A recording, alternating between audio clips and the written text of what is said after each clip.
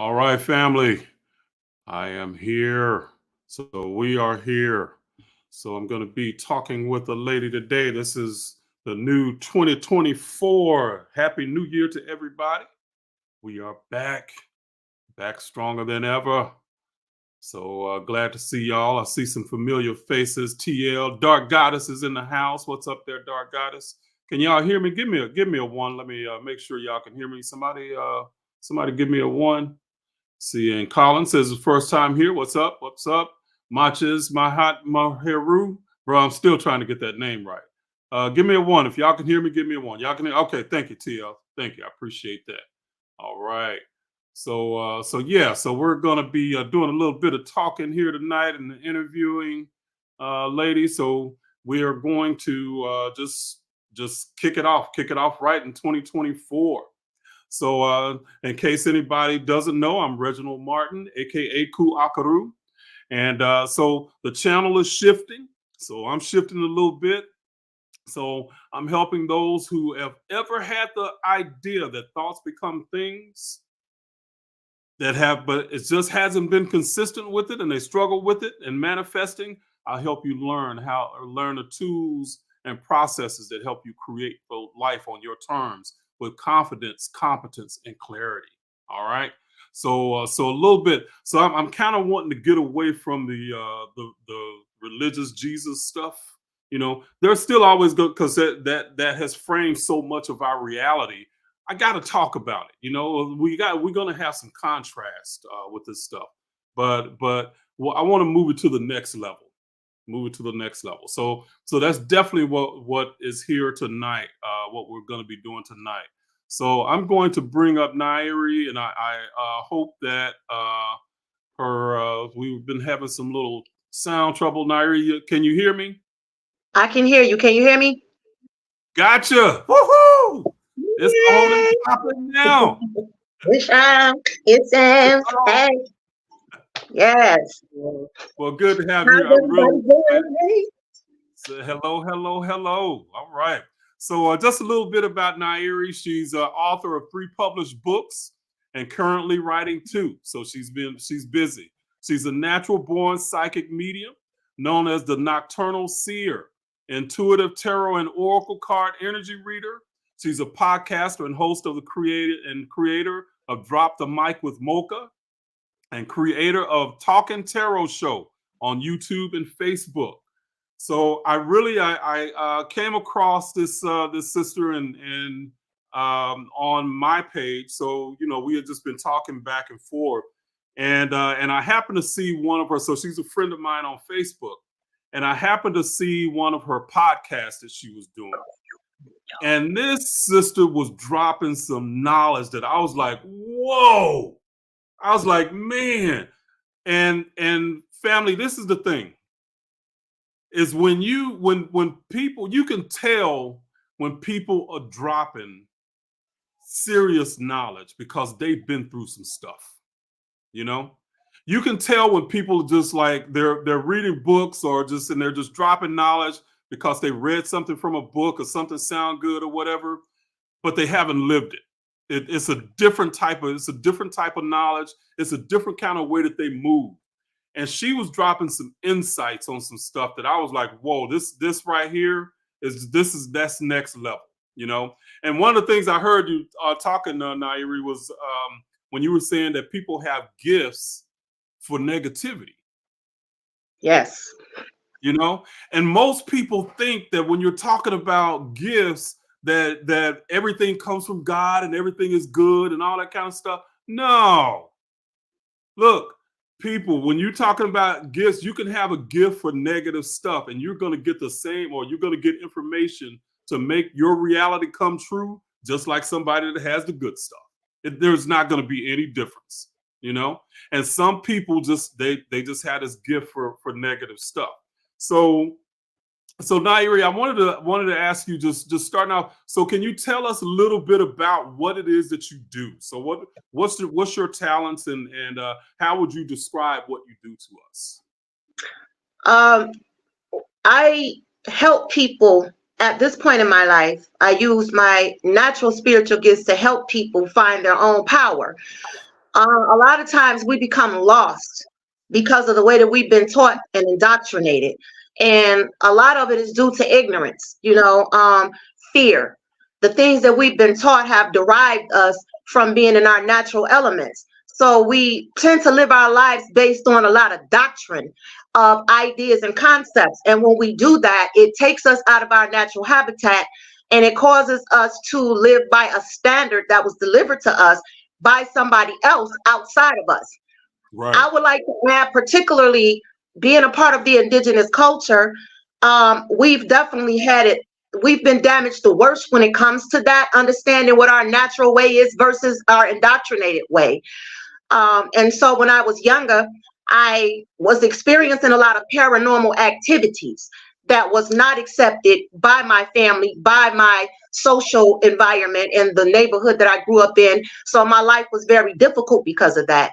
But as I got older, I realized that this was something that was just natural to me. It wasn't anything that anybody had done to me to curse me or anything. And my abilities to be able to have communications with those on the other side, those that we have been told are dead or deceased. I've been able to have communication with them since I was a toddler. And now that I'm older, I've learned to use that particular experience to help other people connect with themselves and go into a deeper sense of knowing themselves, to get themselves aligned with the path that they really should be on, the path that they're purposed on. So that's definitely part of what I offer. Now, how do you do this? So, I know you do tarot cards, and you say you do mediumship. What's the difference? So, how should a person, when they're coming to you, is it all wrapped in the same thing, or do you do two different things? It's two different things, and it's kind of all like it's like a band. You have the guitar, you have the piano, you have the drums, but it all comes together and it makes a song. It's a harmony thing. So spiritual gifts are very harmonious, and they all have their own parts. So I don't equate having psychic abilities with being a tarot reader, because they're not the same thing. Psychic abilities is when you are being able to have telepathic communications with beings that other people can't see and hear. Reading tarot is a lot different, because it comes with a system, and anybody can learn how to do this. You don't get a book when it comes to having paranormal experiences. That doesn't come with instructions. It comes with a person either being naturally born that way or learning how to tap into those portals if they may have that certain special ability to connect, because everyone don't have it the same way. So I don't equate psychic abilities the same as tarot reading. Okay. So now, would you say, so you say everybody has those abilities, and this is what I kind of say, because what the way I teach these ideas is that we have soul level perception and soul level experiences. So a lot of people think that we can only experience the soul when we're dead, but you literally are a soul having a human experience. So the soul still perceives, and its abilities are still present within you when you can tap them in. Now, everybody, and this is where I differentiate. Everybody can run. Okay, everybody that's healthy and have two legs, and everybody can run, but everybody can't run like an Olympic athlete. Okay, so on some level, everybody has what we might call psychic abilities, but everybody is not gifted with the ability to do the things at the level that you were able to do it at. Yes, I would agree with that. Agree with that? So, yes. but as souls, we all have these abilities, and this is where I get into with the teachings. The next level is helping people understand how to tap into this stuff. We don't know. Everybody doesn't know what gifts they have, but everybody's got something. Everybody's got something. So, you've been doing this since when? Really all my life. And the thing is, I didn't. As far as business wise, for the last 4 years, I've been doing it professionally as a business for the last 4 years. From the year, I want to say, from the end of 19 going into 20. And during the year 2020, I think that was like a mass awakening for the whole planet, to be honest. And so many things became clear to us. And that is at the time. And it became clear to me, like, girl, this is what you're supposed to be doing. Hello, knock, knock, who's there? And we want to get into that, because I think your story is absolutely extraordinary. I really do. And I agree with you that 2020 was an awakening. A lot of people see it in a negative way, but 2020 shifted our whole society in so many ways, on so many levels, with COVID and stuff.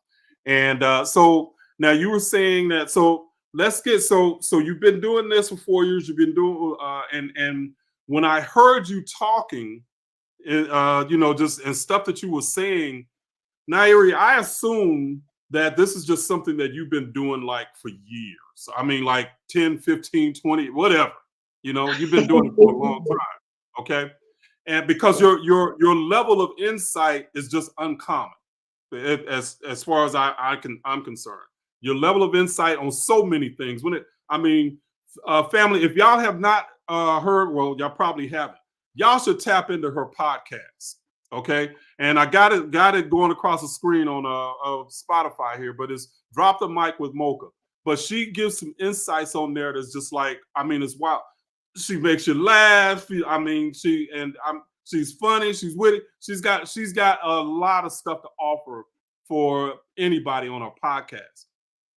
But I was shocked when she told me that she was basically Christian until 2019, when she really came out of this. And her journey that she had, the sister was taken through hell because of her gifts.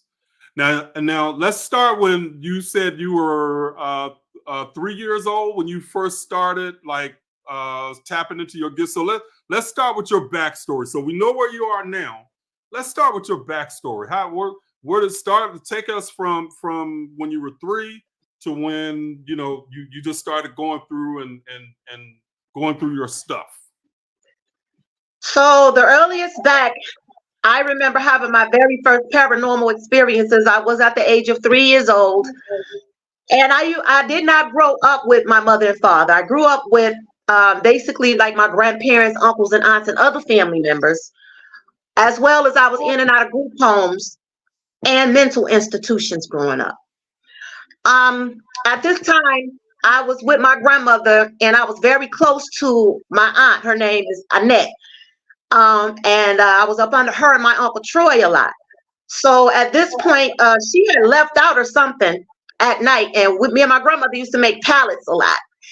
And we would make our pallets in the den area with the family room in the summertime because it was always cooler in that room. So this particular night, we were sleeping and I remember hearing a voice. And if I get emotional, y'all, bear with me because a lot of this stuff is not easy to talk about. And I heard the voice whispering to me, telling me to wake up. So, you're a child. You don't know what's going on. You don't know if somebody is talking to you or not, like a family member or something. So when I opened my eyes, I remember looking around. It was dark. And I looked at my grandmother. She was asleep. And I'm looking around. I didn't see nobody. But they kept telling me to look at the door. So I'm looking at the door because we had a back door, right? And I kept feeling like I kept seeing this vision of somebody coming through the door, like they were really coming through the door, and I'm a child. So I don't know if what I'm seeing is happening or what's going on. And I want to say a few seconds later, my aunt came busting through the door. And it scared the living socks off of me. So I'm hollering and I woke my grandmother up. But the thing is, I felt that energy and the voices woke me up and told me to watch the door. And I'm looking at it like, you said who came through the door? My aunt, the one that I was very up under. I'm still close to these particular aunts and uncles to this day. So yeah, she would sneak out of the house to go see, at the time would be her boyfriend that used to live around the corner, which ended up being her children's father later on in life. Our families were very close. And she would go see him at night and try to sneak back in the back door because she was a teenager when I was a kid, and this particular night she did that, and clearly she must have been like on her way back around the corner, and the voices woke me up and told me to watch the door, and I'm watching the door and I'm seeing 3 times. I saw this vision 3 times of somebody walking through the door, but I didn't know if somebody was even ready to break in the house, if it was going to be a monster or what. I'm a child. I don't know. She bust through that door, and baby, when I tell you, y'all remember those cartoons, then they show you somebody running through the door, running through a wall, and you see the little print. I felt exactly like that. Like I was just like, pew! Like I was trying to get away. Like what the, but I saw that vision and I heard the voices tell me what to do and what to look for. And that was the earliest of my very first paranormal experience. Okay. Fast forward, I started seeing a lady in the house and a little boy. They never told me their name. And the little boy used to always want to play with me. So we used to play. And I remember that my grandparents and sometimes my uncles and I'd be like, they would call me Chubbs. That don't be laughing at my nicknames, y'all. They call me Chubbs because I used to love food like I still do when I was a chubby kid. So Chubbs, who you talking to? And I used to call him It because he never told me his name. I didn't know who I was playing with. I just know that he wanted to play and I would play with him and feed him, and we would be talking and running and playing with. I mean, I didn't know nobody else couldn't see these things. So when I was a kid, they brushed it off like, oh, it's just my imagination. But as I got older, I realized that the two people that I was seeing with the lady, she would always be like in the basement of the house and in my grandparents' room. And later on, I found out that lady was my great grandmother, was my father's mother, Miss Maybell. And the little boy was my uncle that transitioned as a child when he was a child. These things my grandmother explained to me when I got older. And I'm like, that's who that was all this time, my Uncle Craig. So those were a few paranormal. A lot of people be thinking when our kids are seeing imaginary or having imaginary friends that they are imaginary friends, but they might be literally talking to somebody and playing with somebody on the other side. That is one thing I learned as I got older, that I think back on those experiences. And one thing about the ethers, they're very friendly to children because children are impressionable. So a lot of times children do have spiritual gifts and they're brushed off as it's just their imagination, because children do have a wild imagination, but this is what makes them so impressionable for energies to connect with them, because they don't have all this block stuff going on as you get older, and your mind becomes trained to be a certain way instead of being naturally the way that it is. And then the drugs and then the alcohol and then all the other stuff clouding your judgment. You're not even aware when there are certain entities that are tapping into you or trying to get your attention. And a lot of times people do have ancestors around them trying to get their attention and they don't see it and hear. They're oblivious to it. Right. Yeah. No, for real. And I know that there's from age or from birth to 7 years old, most kids are still connected to the metaphysical world. And then once the brain starts to get to a certain point, because they're literally in another state of mind until 7 years old, then that's like usually the cutoff for a lot of kids. That they start to take on whatever the parents and everybody else does.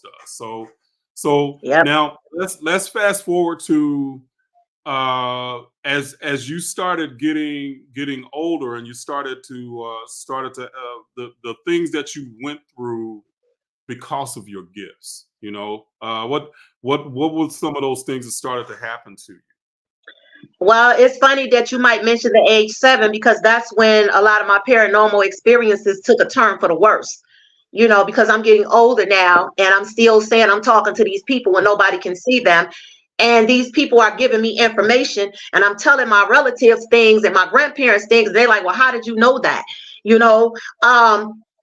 At that age, I want to say I started clinging to my grandmother a lot more. My grandmother was a Christian. She's the matriarch of our Christian belief systems and that's in my family. She was a Jehovah's Witness. So I would go to the meetings with her a lot because I didn't want to stay home because my cousins them used to bully me and stuff. Y'all know how that is, and I got sick of them. So I'm like, I want to go with you, And so I started going to the Kingdom Hall with her. And I'm a child. And so now I'm hearing these things about demons and Satan the devil, and I'm seeing these pictures and these magazines and these books, and I'm asking all these questions. And I had this book called My Book of Bible Stories, and it was showing children a bunch of destruction in these books about how God destroyed the world and why he destroyed the world and the Nephilims and Satan. It was just, all of that was developing in me. And as I got older and I started continued to have these conversations with people they couldn't see, I started to, they started questioning it. It was no longer being brushed off. You 7, 8, 9 years old and you still talking about you talking to people. Ain't nobody else see who you talking to. Okay, now we need to take you to the doctor to get checked out. Where's the thermostat? You know what I'm saying? So it took a turn for that. And it got to the point to where whatever connected to me when I started attending the Kingdom Hall meetings, whatever that did to me mentally, whatever psychological issue that gave me on top of the spiritual gifts I had, it went left because the voices that I started hearing became very different.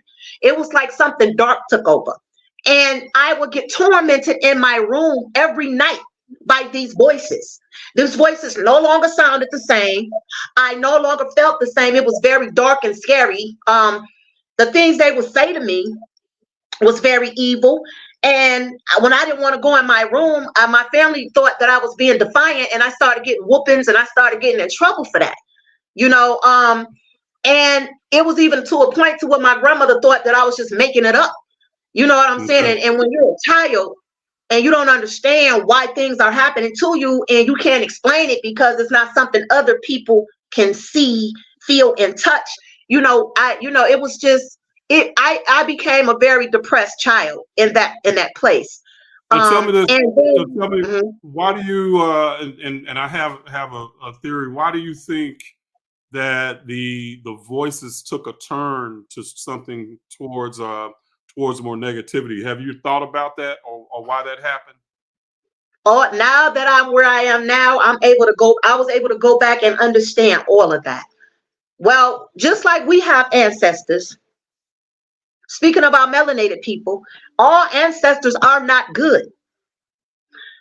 The people who oppressed us also have ancestors.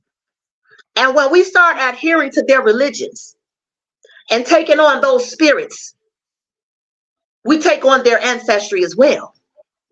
And sometimes those ancestors can come and mislead us, and they can torment your children if you're not aware of the spirit you're bringing in your own home, around your own family. Everything carries a spirit. Everything has energy connected. This cup has energy connected to it. Everything is conscious. You see what I'm saying? So if I'm going here and they're showing me pictures of demons, all these scary pictures of the end of the world coming, who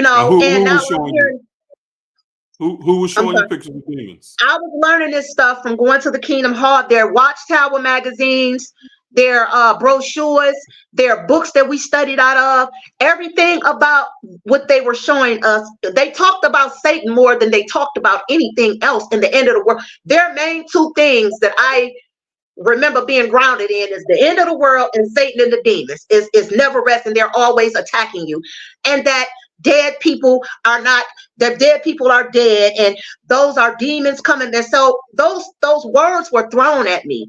That's some demons. You ain't talking to dead people. That's some demons. So now you're telling me that the people that I'm seeing and the voices that I'm hearing are demons. I'm seeing these pictures of these scary looking, things on this paper and these magazines. And now all of this is being instilled in me. So I became very paranoid and depressed as a young person. Now, would you say that? I'm sorry.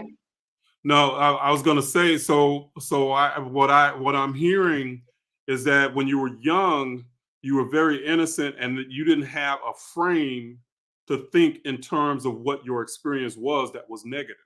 You didn't have a negative frame, okay? But when you started going to church, all of a sudden you adopted this negative frame, and then the voices and stuff changed, because basically vibrationally, when you start to go low like that, that's what allows that kind of stuff to start to connect with you, that the negative vibrationally, and you start to filter your experience through those negative ideas, through the fear. Yes. And then those words, this one particular experience I had at 7 or 8 years old, I was in the bathroom washing my face, and nobody was in the house but me and my grandmother. And this was the first time I heard my ears ring. And I kept hearing, how it's like a frequency when you put a microphone up to a speaker, and that frequency get real screechy and loud. So it was kind of like that. I kept hearing it. And then both of my ears started ringing. So I'm washing my face and I'm looking around like, what? And I heard a voice tell me to say something, right? So I turn the water off. I open up the door. I hear my grandmother on the phone. Everything dark. Nobody there but me and her. So then I was like, all right. So I started back washing my face again, and it came back again, and it got louder and told me to say something again. So then I stopped washing my face. I lifted up the bathroom window to see if somebody was standing on the side of the house talking or what. Man, I went back to washing my face again. So I guess this entity didn't like the fact that I was ignoring it. And it got louder again. And then it started laughing. It was one of the moments again, one of the cartoon moments. I flew out the bathroom so fast, I don't even remember opening up the door, y'all. Let me tell you something. My grandmother was on the phone. I'm screaming and hollering. She like, girl, what's wrong with you? I said, something just told me to say something. All she said was, that's them demons. And then I'm just like, you're telling me I'm a child. What is a demon? Don't even have a context for that. I was having contacts with some sort of entity that connected to me through these experiences that I was dealing with Christianity. Because before then, these entities or whatever I was connected to was not harmful to me. These entities had no good for me in it. These entities were telling me to do bad things, telling me to harm myself, telling me that people wouldn't believe me if I told them they were talking to me. So all of these experiences is coming at me at one time. And my family think I'm nuts. In my family, we had a very close-knit neighborhood. So people would talk, based off of the things that some of my relatives may have said to other people. They was telling, next thing you know, the whole neighborhood knew everything. I go to school, people laughing, calling me a witch. I didn't know what a witch was. Calling me Bloody Mary. Oh, they had names for me. They did. Right. So I went through a lot of that. I started isolating myself because I started to believe maybe I was something must be wrong with me if I'm the only person that can hear this and see this. Why am I the only person? So yeah, that was very, very a tough time. Right there was a shift in your thought process about yourself, and I think a lot of times that shift and what we think about ourselves it ends up doing more mental damage than anything, because there's nothing really outside of you that can harm you. But that internal shift where you start to think something's wrong with you because of what you're going through, that shifts everything as well, and I think that can end up doing more damage. Yes, it did. It did. Because it made me withdraw from the rest of the world. You know what I'm saying? And then as the older I got, I started going to the Kingdom Hall more. I was about maybe 11, 12 when I started smoking cigarettes and marijuana, because I was trying to find a way to cope with all of that. Mm-hmm. Trying to medicate. Yes. My family thought I was nuts, and then I'm suddenly having ancestors come to me, tell me things about people. And like my family can attest to this. I used to have an uncle that would come bring people to me and say, what you think about her? What you see about her? And then I would tell him everything. And, me and my uncle was silly. He on the other side now too. But he would always say, you bad motherfucker, you. How you know that? But it was like a gift and a curse because they would do me like that. But in the same breath, I was still crazy as hell when it came to what other people thought about me, including them. Right. So it's like, how do y'all ask me questions about stuff, get the answers, and then go around still saying I'm crazy? Right. I dealt with that. That was a lot of gaslighting, a lot of psychological games as well involved in that. Yeah, no, I can imagine. And just again, it's like, you're dealing with this and you're still young and everything about you is still formulating and you having everything. And this to me is what the danger in these dogmatic ideas of Christianity can be, is that anything that is outside their idea of what they think is normal or godly is evil. There's nothing in between, either it's good or it's evil, and if they don't understand it, it is automatically put in the evil category. Yes. And if they don't understand you, then obviously something's not wrong with them because they're too damn stupid to understand what's going on. Something has to be wrong with you, you know? And That's what it was. Yeah. And that's why it's so important for people to understand that when it comes to these, you dealing with these religious frames, it is hard as hell for you to keep your self-esteem when you're dealing with people that's using the Bible and God and everything else to basically degrade you as a human being and as an individual. And that's what it was. It was, I mean, it got to a place to where I started going to the elders, trying to figure out why this stuff was haunting me. Like, why am I going through? Like, why do I keep seeing stuff? It was to the point to where I did not see people as humans. This is how psychologically jacked up this stuff made me. If people would come around me and I felt a negative vibe from them, I didn't think they were human. I thought that they were demons clothed in humans coming. I used to think Satan was trying to kill me. You know, I used to be up all night long smoking cigarettes. I used to be a chain smoker. A lot of people don't know that about me. I used to go through packs of Newports because I could never sleep, because I always thought Satan was waiting on me to go to sleep so he can come in my house and kill me.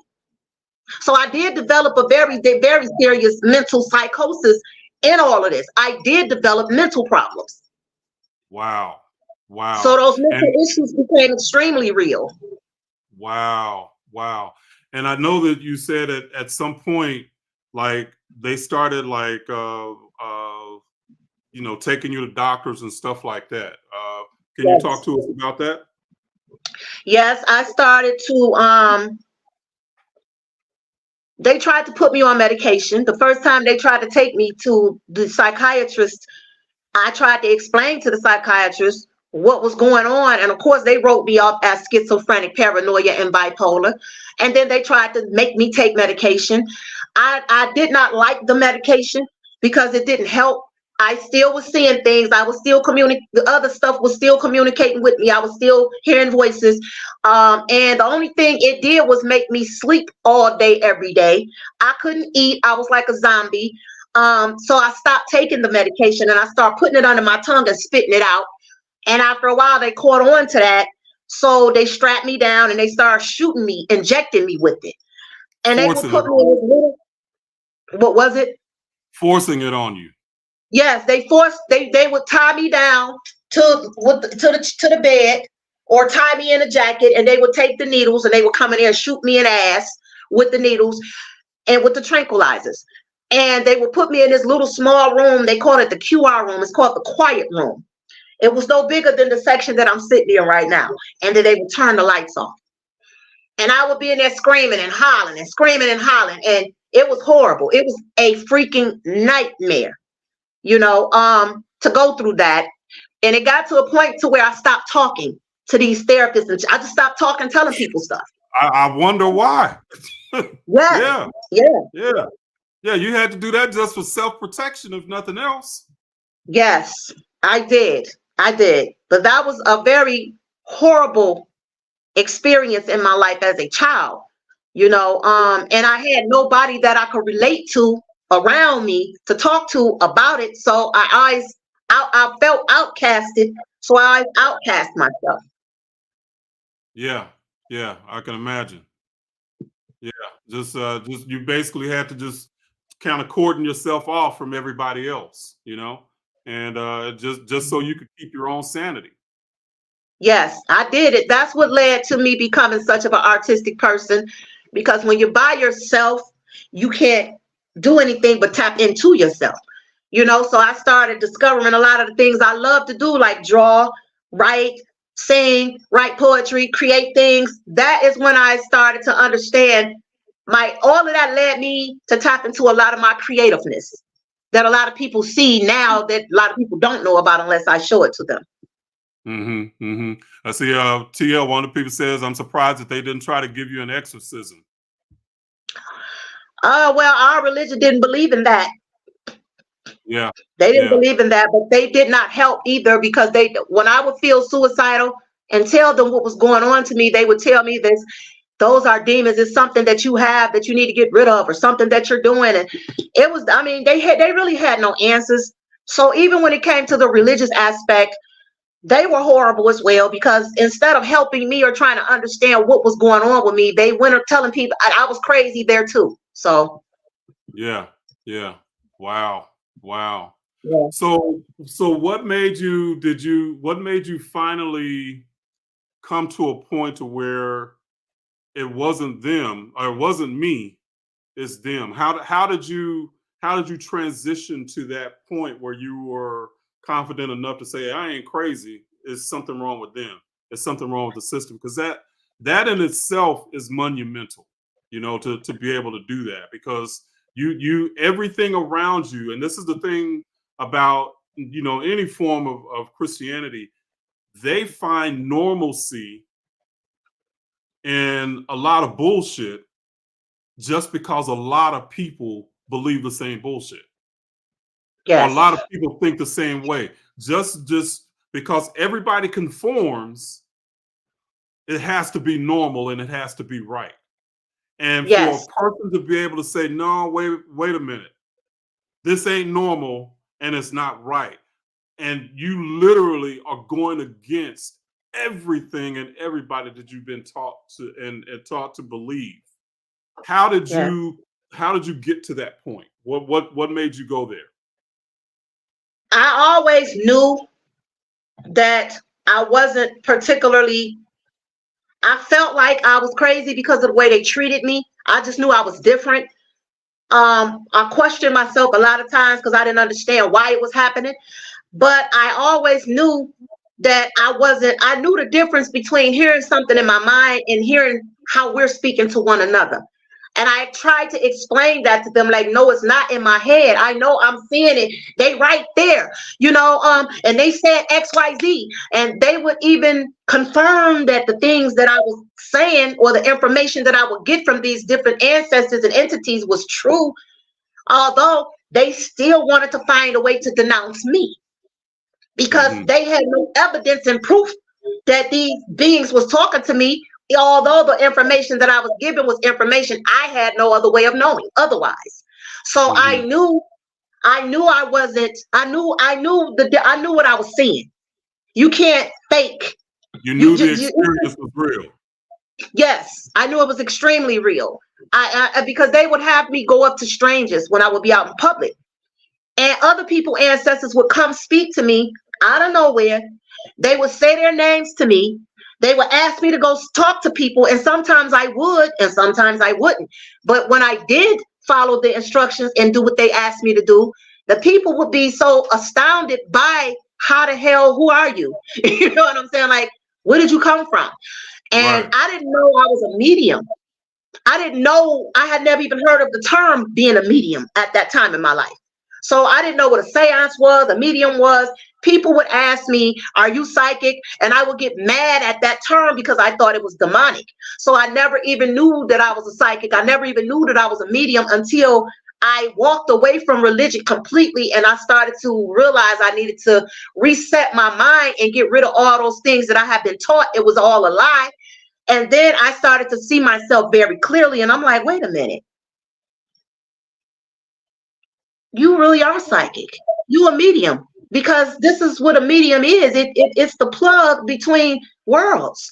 And if they're communicating with you, then this is who you are.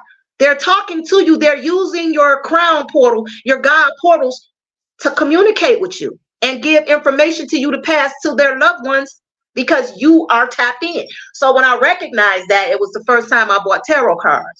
That was in 2020. And I instantly connected to it. Wow. That's So what I knew. No, go ahead. That's what I knew. When I bought because I've always been drawn to like psychics. I remember I ran my aunt's phone bill up when I was about 9 or 10 to about $700 calling. I ran the phone bill up. Yes, I got beat for that. I got beat for it, but I've always been drawn to spiritual things when I look back at my life. But I always tried to get away from it because I was told it was bad, it was demonic, those are demons. But when I bought my first pair of tarot cards and I instantly connected to it like I did, and then I said, let me put my foot in the water. So I started offering people on my Facebook page free readings. And I wouldn't let them tell me anything. And I would do a video and I would do their reading and I would send the video to them and I would tell them, let me know if this resonates. And after 20 people kept telling me it was 100% accurate, and they was like, how you know? And get out my business. How you know my business? And I was just like, you supposed to be doing this. So that's when it became apparent to me that now I know why I was drawn all the spiritual stuff, these paranormal activity. This is just who you are. It's never been you. Your religion was lying to you.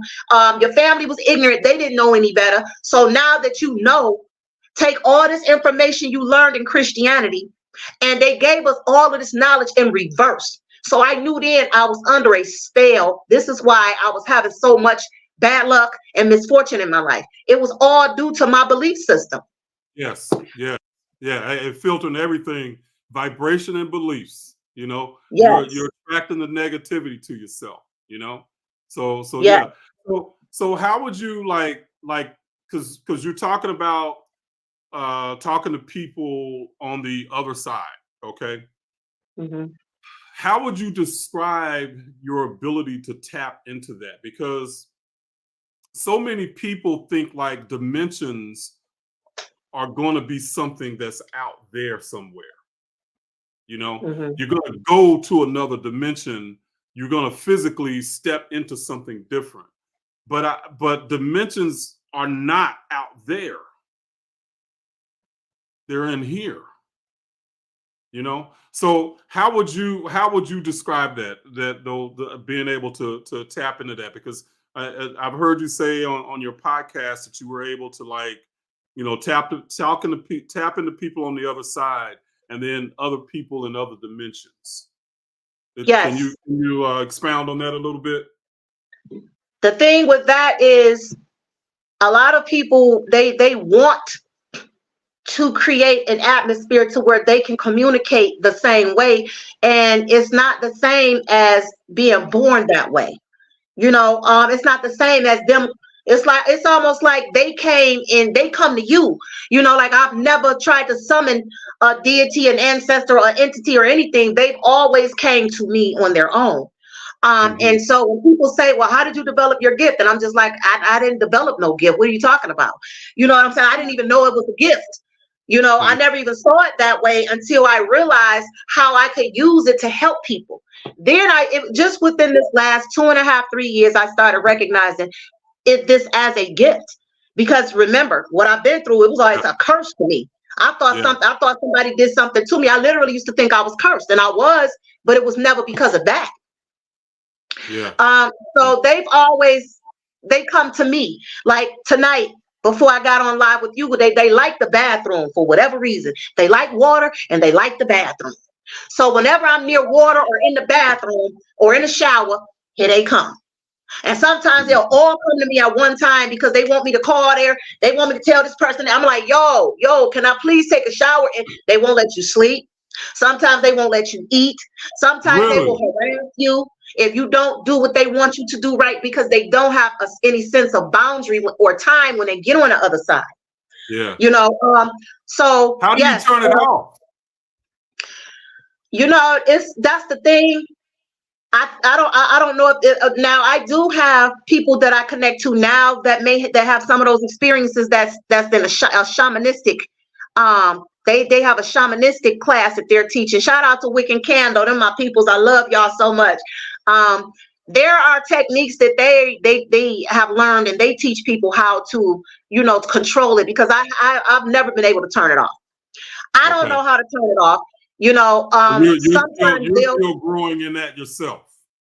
As far as how to turn it off, yeah, because you know, like you can shut it down. Like it's been times that I'll shut that portal to them, and they'll open it back up, and I just be like, look, stay here all you want to, but I'm going to bed. Don't bother me. So it's like they literally will be in the house with me. If I want to go to the store, sometimes they'll get in the car and they'll go there with me too. You know, and they'll have conversations with me about things, and they'll tell me things about the people they want to talk to.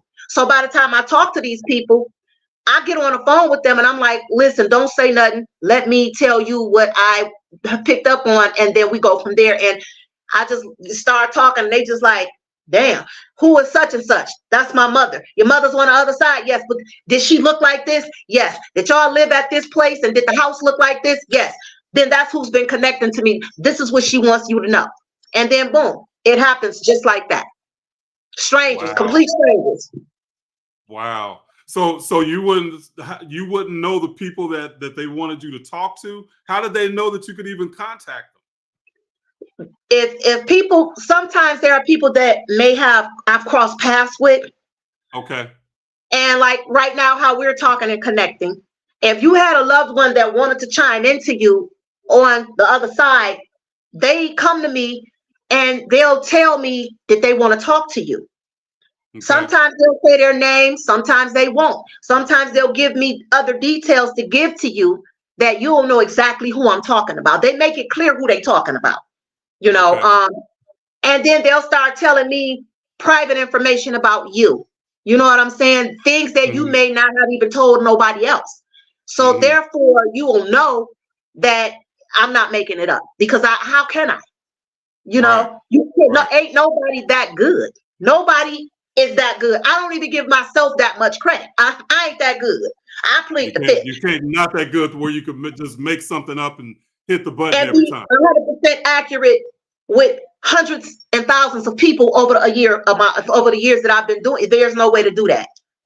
Right. So there has to be something else connecting to me that's giving me this information that's very real outside of me, that other people, when we go up to the other side, we don't have physical bodies, but our consciousness never dies.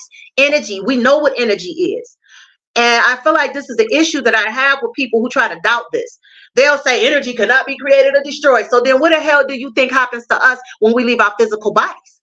Right.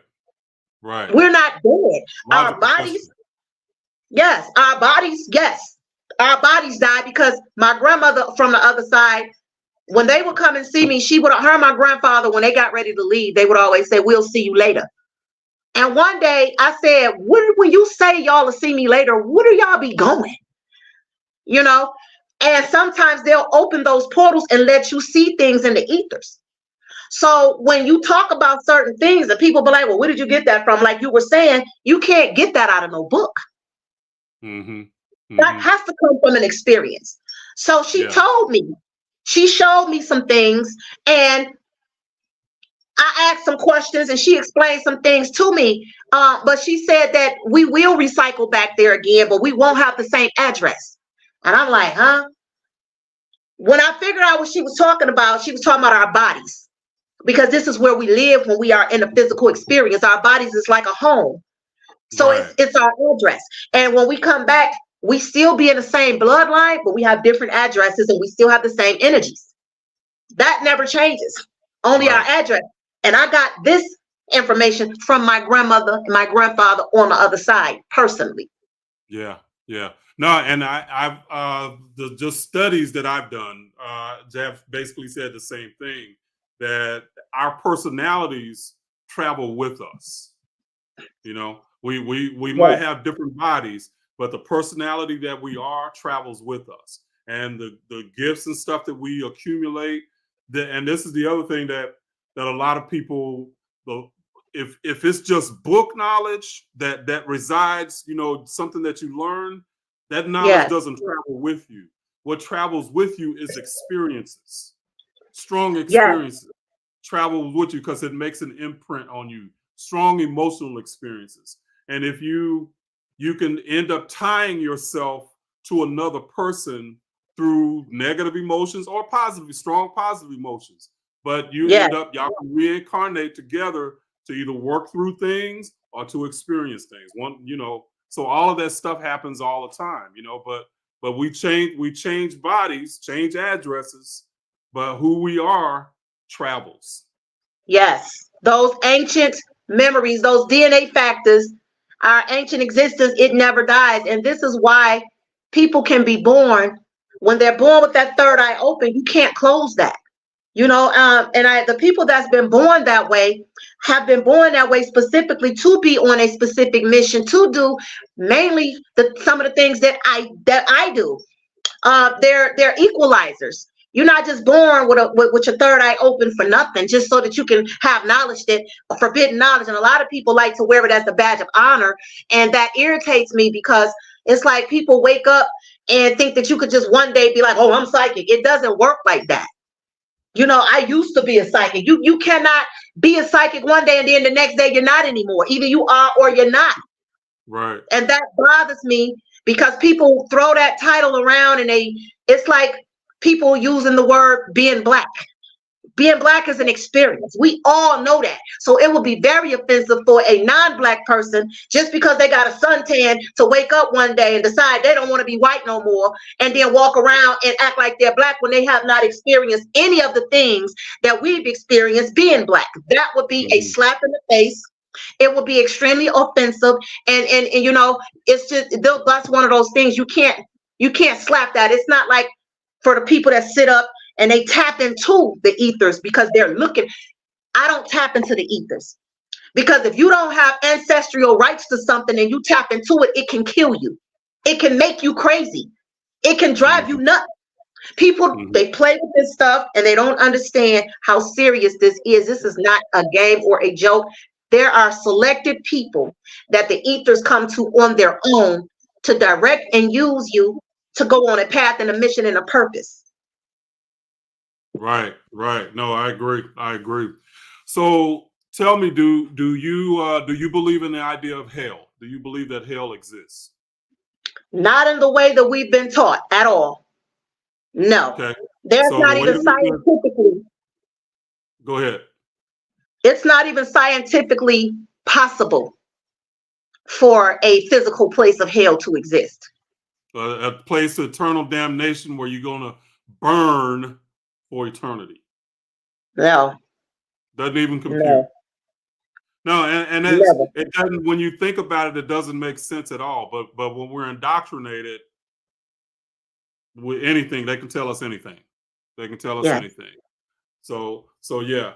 So one of the things that I see about you too, and I hear in your podcast, is, for me, what I hear is an uncommon level of confidence that you carry about life experiences, and can we talk about some of your ideas as far as that's concerned? As far as and I would ask. So one of them was and one person had a question that says, had you heard something about the 10 feet beings in Miami, Florida, at the mall?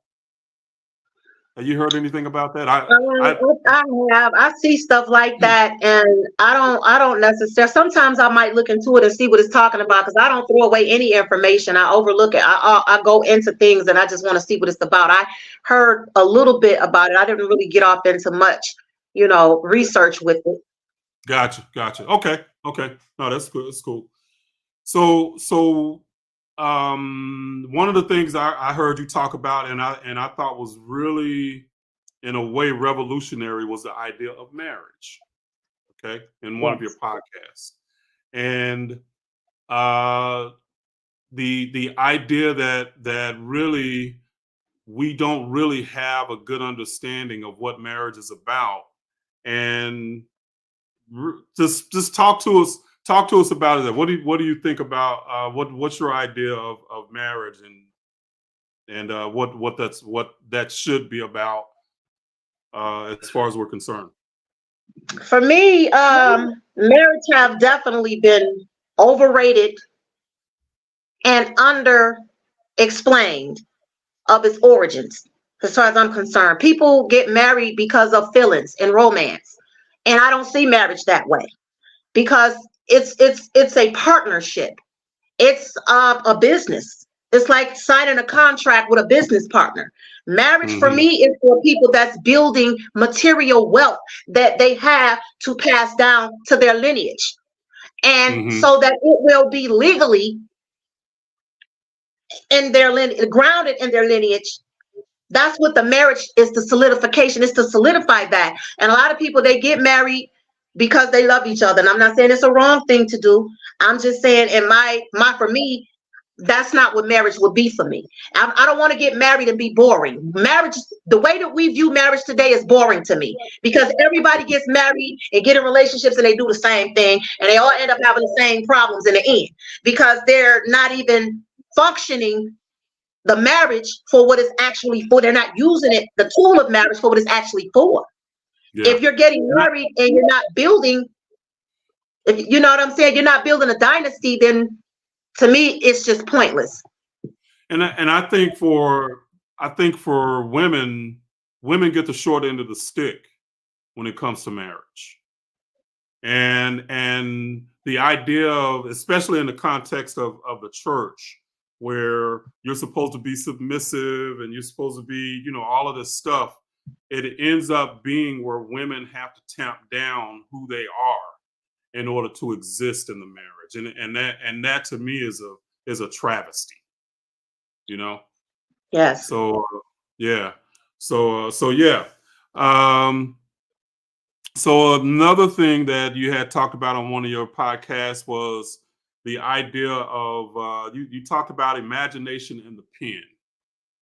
Okay, and I remember you turned me on to that particular podcast of yours because the movie The Color Purple was coming out, and for me, I don't particularly like these kind of movies nowadays because it causes us to bond around negativity and trauma. Yes. And I think in the Black experience, a lot of times we think that when we bond around negativity and trauma, that strengthens us. You know. Now Yes. I know metaphysically, you cannot build anything around negative energy because negative energy negates. So you cannot unify around something that negates. You know, that pulls things apart. So you had talked about the power of the imagination and the pen. Can you will you expound with us or expound for us a little bit about that? My perspective is that our imagination that's where all magic starts. That's where all alchemy starts. It's born there. And so we are able to create realities because of that. And those realities come into fruition because it leaves our imagination and it gets into the pen and we write about it. We create ideas and then sometimes we put it on camera and people see it. And what people don't realize is that that's a power of influence. It's power behind the imagination. It's power behind the pen. And even if you have a Facebook page or any social media, if you got two people watching you, you're influencing somebody. And Right. our people don't understand the dynamic power and the vigorous energy behind the things that they put out there. And when you put it out there, it automatically, the first place it goes is to the imagination. And it Mhm. creates an idea. And so I feel like as far as our people go, that if we started to take our imagination, the power of our influence, the power of our ability to influence and stop using the same narratives, like you said, the trauma bonding over sadness, trauma, depression, poverty, everything got to be about church. We're Well, keeping the narratives the same. yes. So we don't take the pen and write about our rich history. Why? Because we don't think nobody gonna want to see that. Well, where do you start? Somebody has to break the cycle, and we have a lot of great writers, movie producers, actors and actresses and writers today in our community, and we have an outlet. You got mad movies on Tubi that we're in and we're writing and producing, but we won't change the narrative. And that bothers me because we can't say we don't need our own network. We do have a network, but look what we do with it. Yeah. We post foolishness all day on social media, and we write movies about drugs, gangs, violence, prostitution, single mothers, poverty, pimping, hooking. We do the same thing, but we want our reality to change. But we ourselves don't realize that we're the ones that have the power to do that. Boom. Yes. No. And you're talking some science there. That to me is that's really metaphysics and really the mind science because your belief system creates the reality because everything that we are is or everything in our lives is really the reflection of who we are and who we believe at our essence, you know. Yes. And if we're constantly given these negative frames, we cannot even think outside the box of something different, that life can be different. And Yes. we're constantly looking at our relationships through these frames. We're constantly having these narratives. And you know, I'm, you know, in Facebook groups, and I see where, you know, the narrative of men, all men are cheaters. It's not even like not some men, just all men are cheaters, and that's just going to kind of be the way it is.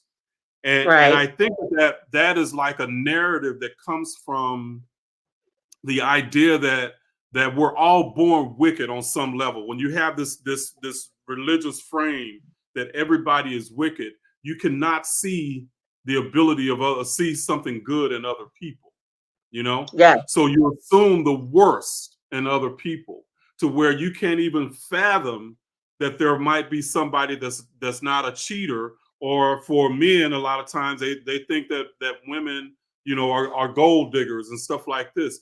And it's like the idea that Eve caused the downfall of so all women have to be, you know. So all of these frames that we're given, and we don't even think about them as there's something that we believe about reality. We actually look at them as aspects of reality, you know. Yes. And when you Yes. have beliefs given to you like that, you create a reality that is your hell. Literally, you Yes. know, you create your own hell.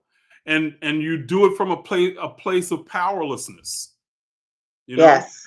So that's why a lot of the stuff that I do, the work that I do, is to break that frame. You know, the Yes. belief system that religion has given us impacts us, especially for Black people. It has impacted us negatively for so many years, and we don't even see it. You know, Yes. Centuries. so It's impacted us. Yes.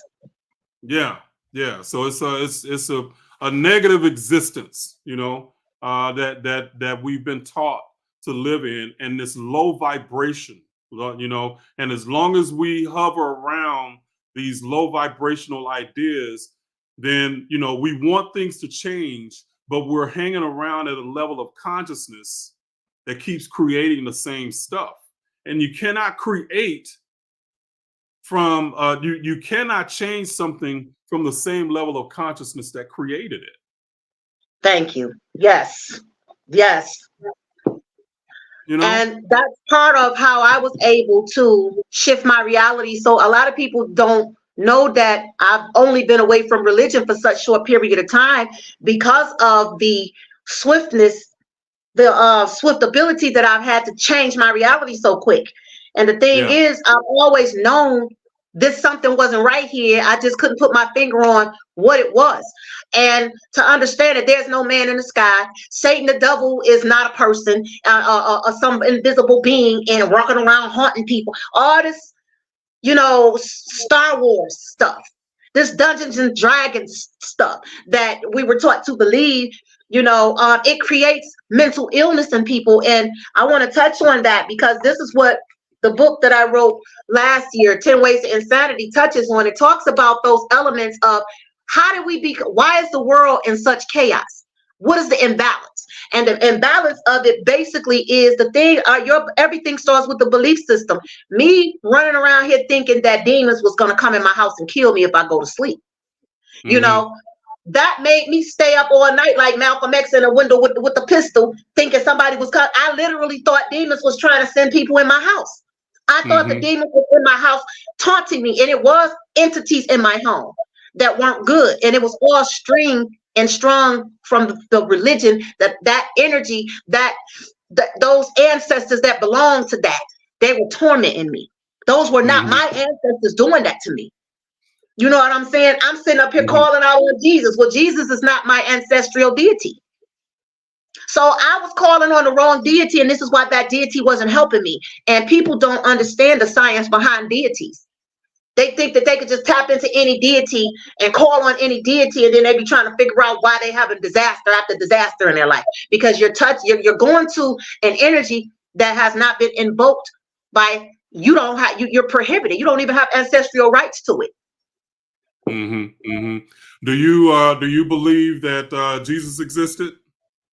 No, I think there's thousands of Jesuses on the planet, and they're all from Latin countries. No, not at all. Right. Now, and you know, just even thinking about what you do, it is amazing to me that so many people believe that they can speak to Jesus, who lived 2,000 years ago and supposedly died, but they can't speak to their ancestor who died last week. And then that comes from the Christian belief system that was overtaken by people who don't even like us. They demonize that because they work with their ancestors all the time. That's why Jesus worked for them. That's why they run everything. That's why they rule everything. You know, the sad part is when our loved ones are with us, we don't call them demons. We don't call our mothers demons when they're in the house with us, or we go visit them. We don't call our children demons, our grandparents demons. So when they get on the other side, what makes them demons? Right. No, excellent question. Excellent question. So let's look at. So you had mentioned that you would do like a general reading. Are you still open to doing that, or how? I am. Okay. All right. I am definitely open to. So set the stage for us. Set the stage for us as far as what you'll be doing here. This will be just a general reading to the public. I don't really like per se doing personal readings live because I never know what I might see, what might happen, what energy may come in. I like those sessions to be very private. But generally, I can, like, if I pick up on an energy, if somebody would like to come on, that's fine. I can tell them what I pick up from their energy, but I won't get off into any details with that because to me, that's very private. So what I'm doing is just giving a general energy read to the public, those that are watching, calling in the energy of the public that's watching. So this reading, this energy is for you guys. What energy are you in currently? For the public, generally, those that are watching, what energy are they in publicly? Give me your energy. Calling in the quantum energy of the public. Clarity. Clarity for the public. All right. Shuffling it up. So yeah. Wow. So this has always been interesting to me. Just I don't feel like I have necessarily any psychic gifts, but I do have the gift of where I can like read people, Yes. I can know in about I can talk to a person for 2 minutes and know if they're about something or not, So, yeah, because but see, that comes along with your intuition and being in tune with yourself.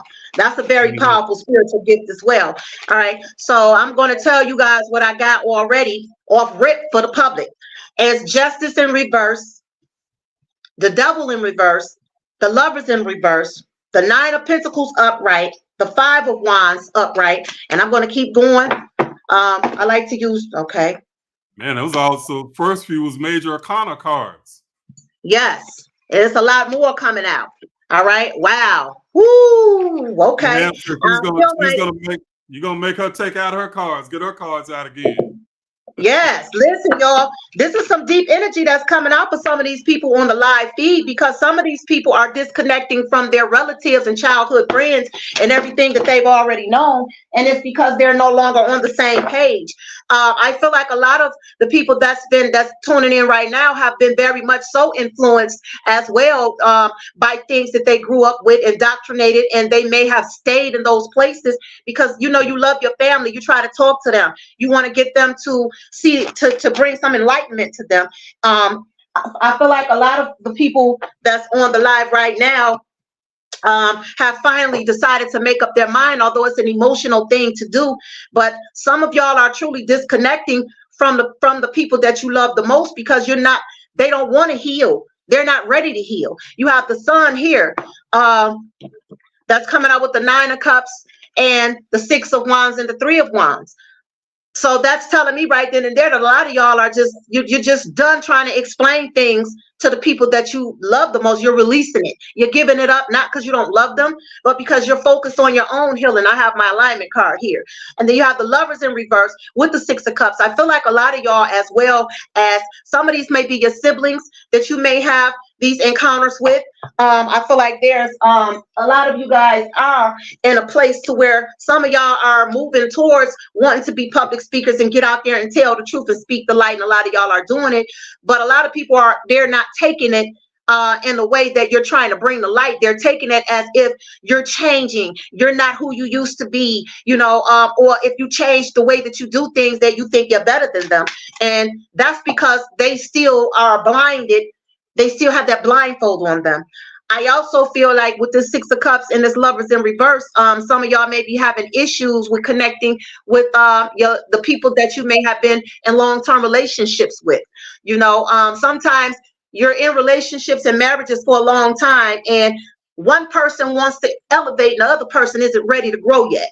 All right. And so I feel like some of y'all got some serious decisions to make. As far as being independent thinkers and doing things your way, and some of y'all may be on your way off on your own. Here's the Five of Wands here, so that tells me that a lot of you guys are just, you're keeping your distance with this Two of Wands in reverse. You go around people and, you can't get across to them, so you're learning to keep your distance, and it's hurtful to a lot of y'all. It's hurtful to deal with that. But if you are to become an independent thinker and see things clearly for what it is and invest in your own healing, then you have to disconnect and love these people from a distance. Six of Pentacles on the top of the deck and the Hermit on the bottom. So the wise thing to do is to be supportive and loving to the people that you love the most, and to keep your distance to protect your own energy so that you can continue to grow spiritually. All right. Yes, ma'am. Yes, ma'am. So I hear a lot of people, they chiming in right in. So saying, yeah, that's me, that's my family. So you're right on point with a lot of that. And that's, that's really interesting, because usually when we do start to congregate like this, there is a familiarity with the energy, and the reason why we do connect with each other is because we are on the same path in a lot of ways, So I know that that's real, that's one of the things about energy is you don't have to be localized to connect with somebody's energy, because we only think in terms a lot of times of the physical, that you got to be able to touch people, but energy is universal. You can touch to connect with energy to somebody across the world, just like you can connect with my energy. I'm here, you're where you are. We can connect with each other's energy. Yes.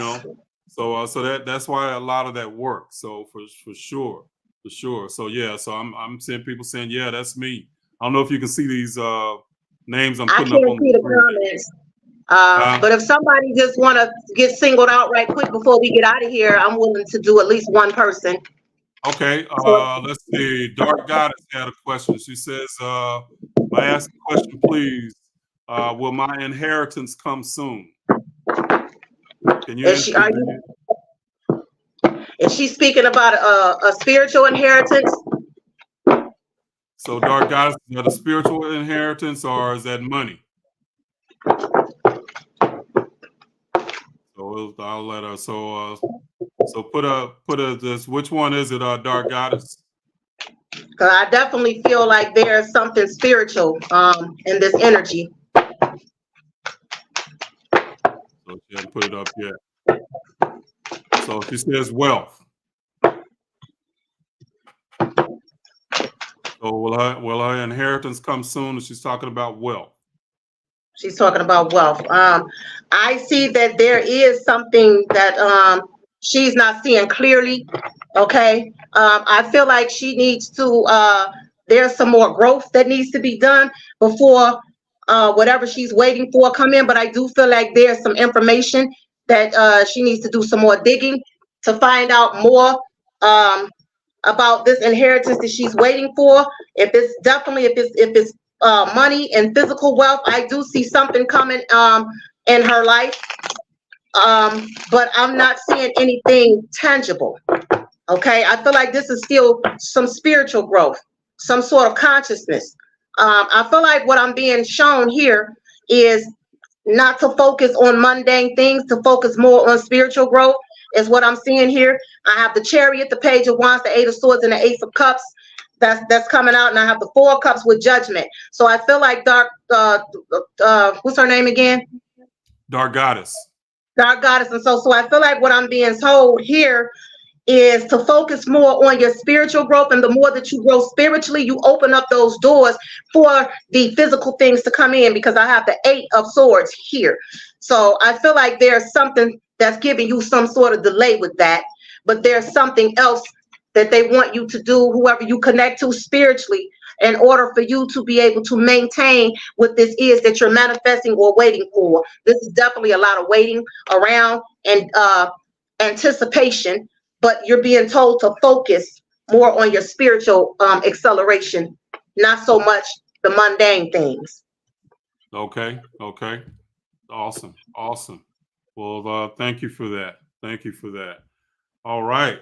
Well, is there anything that you wanted to tap into or talk about before we got out of here, and basically talk about too where people can reach you?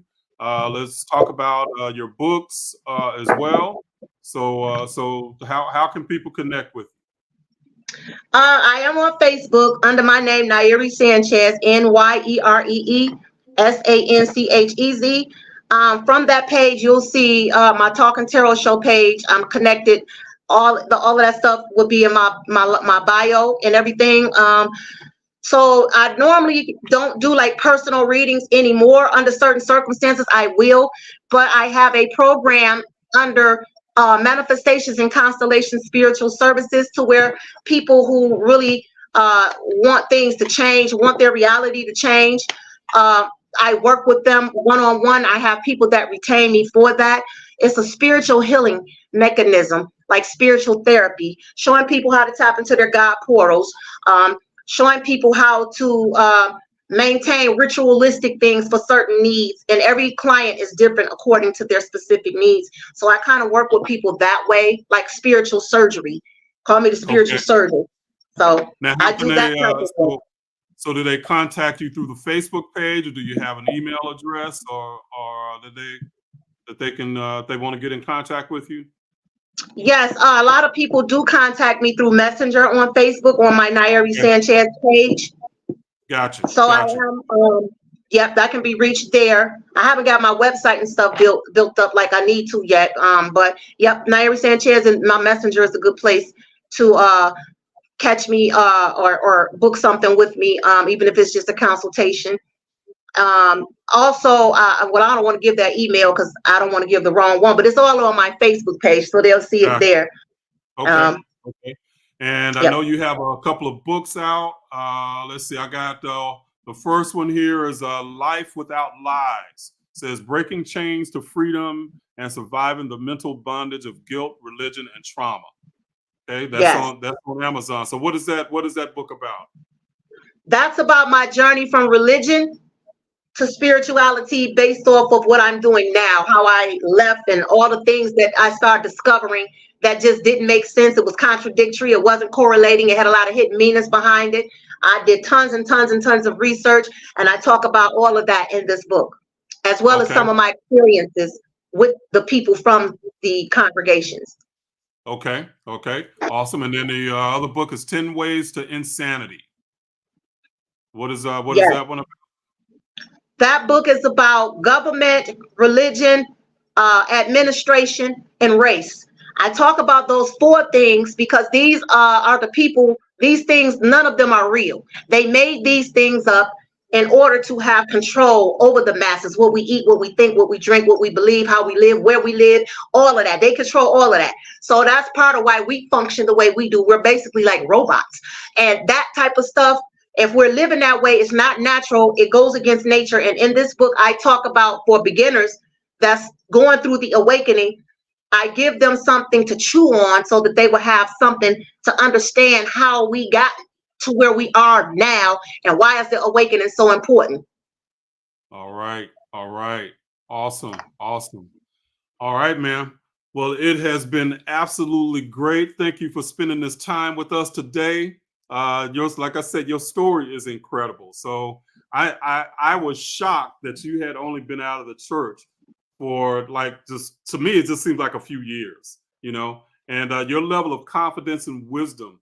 Family, if y'all have connect with her on her podcast, Drop the Mic with Mocha. It is well worth it to do. So definitely just connect with her. Connect with her on Facebook as well. Nairi Sanchez on Facebook, and she's always dropping some wisdom there. So I know you do have like your TikTok, and so you do like 1 million channels. I don't know how the hell you do that. I be trying to keep up with just Facebook and YouTube, and I'd be like, man, what's all this stuff, So I don't know Yeah. how you do all those different channels, man. But my hat's off to you, and I'm so glad that you took the time to spend some time with us here tonight. So thank you so much. Thank you, Reggie. I appreciate you for even taking the time out to even recognize, my battles, my story and my triumph, because I'm in a place to now, hey, I feel good every day, it's a beautiful thing, to be, producing my own products and writing my books and, doing my thing. I am free. And I appreciate you for seeing that. And you've taught me something about myself that I've obviously made an ascension to a place to where people are recognizing it, people like yourself. And I really am honored that you even asked me to come here. And I appreciate all of those who stuck around and tuned in. And hopefully y'all got something out of it. And thank y'all. Yeah. We'll have to have you back again sometime too. So most definitely. Most definitely. Yes, I'm looking forward to it. All right. And I see people saying thank you here. So I don't know if you can see the comments. They're saying thank you and really appreciate you and all of that. So good deal. So good deal. Thank you. All right. I'll All send right, it family. abundance. Send it There you go. abundance and There you go. prosperity to everybody. All right, family. Well, we're going to check out, and we will see y'all next time, okay? Y'all have a great night. Thank you, everybody, for being here. Dargadas, thank you for moderating, and all the family that was here. So appreciate you guys, and we'll talk to y'all later. All right, y'all. Peace.